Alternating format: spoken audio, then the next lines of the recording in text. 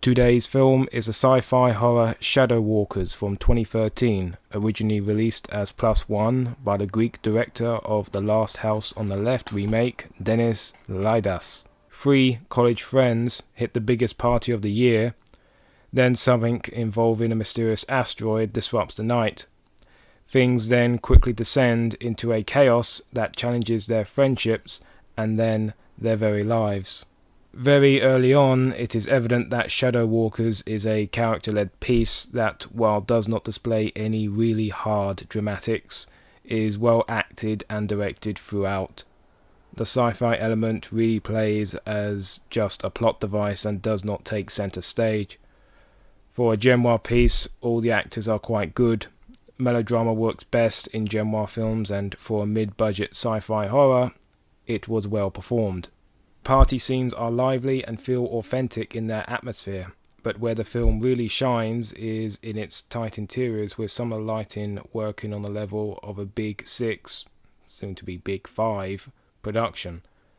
This makes a lot of sense as the monster uses electricity to conduct its business. What I just said was an accidental double entendre, but I like how it sounds, so here we are. I also noticed that the soundtrack was very layered and worked closely with the visuals, another example of production value that way exceeded my expectations. I don't know what it was though, probably because I'm not a guy that is online with the kids, but I didn't really get into Shadow Walkers as much as the detail and effort evident in the product demanded. Maybe I'm just in the mood right now for something more trashy and misanthropic, which you don't get from this. This is a film of bright colours and heartfelt emotions that progresses further into some vague parable about personal development. I am damn well aware that I was watching a well-made genre film that is very much worth your time, but the film's storytelling, though good, does fall behind in terms of tension and a recognisable intellectual property validating its existence. Cynical, I know, but these kind of elements were strong in the majority of horror released this year and last, and Shadow Walkers might feel dated with its languid pace and predominant focus on teen melodrama.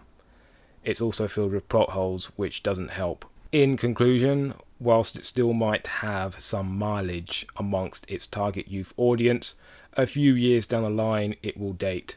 What Shadow Walkers can be seen as, past this, is a millennial invasion of the body snatchers removed of political subtext, as you would expect from a horror film made in the early 2010s. Whilst it did not really do much for me, I am very confident that what I watched was an overly ambitious example of direct-to-DVD horror that remained watchable despite its various plot holes and other problems. Still though, I recommend it. Thank you for your time. Please like, comment and subscribe. Tomorrow's film is the 1980s slasher featuring Kevin Costner, Shadows Run Black.